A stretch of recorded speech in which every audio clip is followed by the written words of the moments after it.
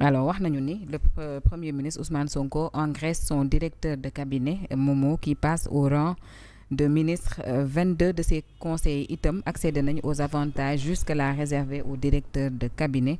Est-ce que c'est acceptable ci dëkk boo xamante ni dañu ne dafa nekk en ruine. Je pense que kaawu étudiants yi rek moo ci exemple bi mujj waaye bi gën a patent itam. J'ai posé la question à savoir, est-ce que Ousmane Sonko aime le Sénégal?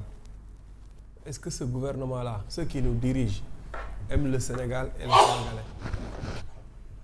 Et chaque jour ñuy dem may am réponse que ni ñii il n'aime pas le Sénégal. Chaque jour ñuy dem may jàpp ni Ousmane Sonko n'aime pas le Sénégal. Parce que bu fekkente ne da nga seetaan askan wi ci population ci inondation yi wutuloo ay mesures yu leen accompagner pré-hivernal post-hivernal nga seetaan waa Bakel seetaan waa Touba ak waa Kaolack ci inondation yi seetaan étudiants yi dagg bourse de sécurité familiale yi bourse yi nga xamante ni moom la askan wi doon dundee arrêté carte d'égalité des chances ak plan yu bari yu nga xamante ni nguur gi fi nekkoon bàyyi na ko fi pour sénégalais yi askan wi mën a sentir seen bopp ci réew mi nga ñëw nga yokk yow ce train de vie nga yokk ko ba mu jéggi dayoo ba ñépp xam ne yow yokk nga sa train de vie c'est-à-dire pendant ce temps askan waa ngi souffrir ba pare jéemuloo wut benn solution lu dul ku ci nekk nga koy dagg ay 1% ay 5% ay 10% ay 15% fu ne xaalis boobu ngay dagg ba léegi waxoo ñu fan nga koy dugal. C'est un problème. J'ai vu un décret mu nga xamante ni ça parle de ça. ci li nga wax mooy décret projet de décret relatif à l'organisation de la primature. li gën a garaaw ci décret bi xam nga lan la. li ma comprendre wul xam nga lii nag ça date de je pense que 2024 maanaam ñu ngi ko doon def de temps en temps ñu ngi doon réformer di yokk ay affaires mais xoolal lii nii prise en charge prise en compte du rattachement auprès du premier ministre d'un secrétaire d'État chargé des relations avec les institutions ba pare nekk porte-parole du gouvernement. lu muy wundu loolu. xaw ma. mooy li kii nekk la dame la Marie xawma lan. mais kooku fan lañ ko rattaché. primature wala présidence primature nañ ko rattaché. porte-parole du gouvernement présidence la daa nekk non. loolu grand mais bii xoolal maanaam un premier ministre adjoint bi ma lay wax nii. mooy c'est-à-dire un premier ministre adjoint. mooy création d'un poste de directeur de cabinet adjoint du premier ministre. mooy li nga wax léegi. moom. un premier ministre bis. et puis il a les mêmes privilèges que les ministres. Ouais. Le directeur de oui, cabinet. parce que c'est un premier ministre bis. C'est un premier ministre bis. Donc moi son problème mooy ñii le premier ministre qui a tous les services yëpp am na ko ba pare chargé de mission yi mu am moom primature chargé de mission yi mu am moom doublé na chargé de mission yi Macky Sall amoon présidence xam nga primature de présidence laa wax primature chargé de mission yi mu am. ba pare le journal dit aussi Momo qu'il y a 22 de ses conseillers yoo xamante ni itam accédé nañu aux avantages jusque-là réservés au directeur de cabinet. Au directeur de cabinet parce que directeur de cabinet bi bu amee rang wu ministre di ñeneen ñi am rang wu directeur cabinet seen salaire yokk seen avantage yokk loolu lii mooy expliquer lan moo tax maanaam budget primature di yokk à chaque année.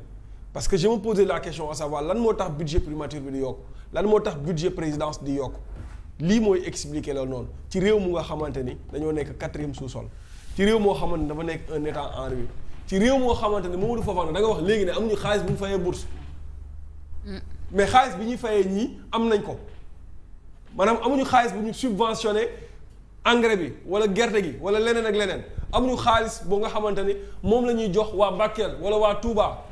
xaalis bi wax nañ ko waaye amuñu ko mais am nañ xaalis bu ñuy fayee ñii yokk seen privilège léegi ñoom ñu ñëw ñu ne révolution lañ def révolution ils ont dit révolution lañ def te liñ def ça n'a rien d'une révolution xamuñu sax nu révolution mel ils ont commis des actes insurrectionnels de 2021 à 2024 ils sont accédés au pouvoir par la complicité de la population bi nga xamante ne dañoo jàpp ne ñii dañ leen di ñoom dañ leen a nax manipuler la population et cette population là bi nga xamante ne voté nañ leen ils ont choisi le mensonge à la vérité ils ont choisi l'acte aux paroles tey ñu accéder au pouvoir bi ñu ñëwee ils ont vendu du toc c'est-à-dire du vent comme ni ko Bachir Fofana di waxee ndekete ils n'ont aucune solution benn solution la ñu am mooy nan la ñuy def ba ñoom ñu enrichir nan la ñuy def ba ñoom ñuy gën a am xaalis askan wi di gën a nekk ci jafe-jafe. C'est un problème. ma jàpp ne nag lii ni mel lii c'est un scandale bu nga xamante ne ñëpp war nañ cee wax tout le monde doit en parler ba maire ya nga xamante ne ñu ngi jaay gerte caaf dégguñu tubaab sax xam ne ñi seen doom yi waxoon ñu fal leen ak ñi ñu fal pour ñu lijjanti jafe-jafe askan wi dañoo ñëw ñoom pour defar ñoom seen avenir defar ñoom seen bopp defar seen i mbokk defar seen i jegeñaale mais pas pour defar ñi nga xamante ne moom mooy Sénégal. Momo Ahmed Diouma sommes-nous réellement en ruine parce que man moom vraiment ruine bi parfois mu gëm parfois mu bañ a ruine bi day demee côté daal. waaw ruine bi day weng ruine bi daal ay lundi mën na jàdd ni mardi mu jubal fee ah. non il faut nga comprendre ñaari Sénégal ñoo mooy Sénégal bi nekk quatrième sous-sol Sénégal bi nekk en ruine ak Sénégal bi seen matt tooy ak Sénégal bi nga xamante ne nii ay bourgeois lañ yëguñu jafe-jafe askan wi seen yoon nekku ci day mooy Sénégal bii ngay gis nii ñu yokk ay privilèges saa yu ñu xëy surtout jëmale fële ci primature xam nga dafa bëri loo xamante ne nii dañ koo naxee askan wi bokk na ci man def naa tant d'années service kenn mënul jénne lu ma fa jël dégg nga olof yow na fi dama lay tegal ñetti wax yoo xamante ne ni benn bokk seeg morom bi après nga jàngat ko Idrissa Seck dane fekk ba jant bi fenk kenn mënta jénne lu mu jël Karim Wade na ba ilaa yow mi diin kenn du prouver lu mu jël Ousmane Sonko ba mu ñëwee dane def na 15 ans service waaye kenn mënta jénne dërëm bu mu mës a laal ñett ñii ñëpp boo boolee seen wax kenn waxu la mosuñoo jël dañ ne kenn mënu koo jénne kenn mënu ko prouver xam nga lii ay wax yu leer la maanaam jëluma ak kenn mënul prouver ne jëluma bokkul ay olof la dane 15 ans service kenn mënul jénne dërëm bu mu jël waaye waxul mosul jël dërëm loolu bu njëkk la beneen bi mooy ñu gëmloo ñu ne ñoom dañoo jub noonu la ñuy doxale